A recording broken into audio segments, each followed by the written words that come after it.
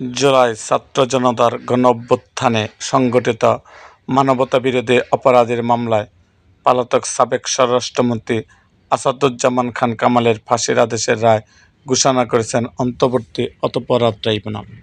এর আগে শেখ হাসিনার ফাঁসির আদেশ দেন ট্রাইব্যুনাল। আজ সোমবার 17 নভেম্বর দুপুর 12:30টার দিকে ট্রাইব্যুনালের কার্যক্রম শুরু হয়। 453 পৃষ্ঠার এই রায় 6টি অংশ রয়েছে।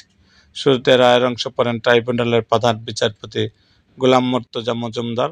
ট্রাইব্যুনালের বাকি দুই সদস্য বিচারপতি মোহাম্মদ শফিউল আলম মাহমুদ ও বিচারপতি মোহাম্মদ মুহিতুল হক এনাম চৌধুরী এই রায়ের বিভিন্ন অংশ পড়ে শোনান।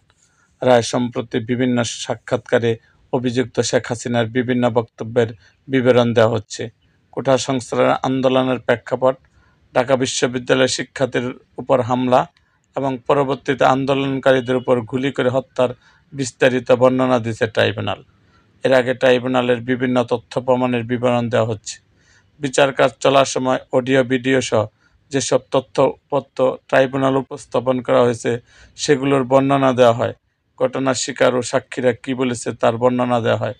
ট্রাইব্যুনালের জুলাই গণঅভ্যুত্থান চলাকালে বিভিন্ন ভিডিওতে পাওয়া শেখ হাসিনার মানবতাবিরোধী অপরাধের তথ্য প্রমাণের বিবরণ দেওয়া হয়। ঢাকার যাত্রাবাড়ি, রামপুরা, পাড্ডা, সাভার, আশুলিয়া, রংপুর সহ বিভিন্ন স্থানে যেভাবে প্রাণঘাতী গুলি ব্যবহার করে আন্দোলনকারীকে হত্যা করা হয়েছে সেগুলোর ভিডিও তথ্য প্রমাণের ভিডিও দেওয়া হয়।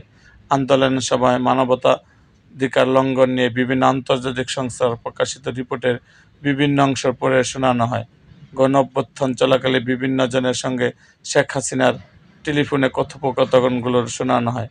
আন্তর্জাতিক অপরাধ ট্রাইব্যুনাল 1-এর এজলাস থেকে রায় ঘোষণার কার্যক্রম সরাসরি সম্প্রচার করেছে বাংলাদেশ টেলিভিশন।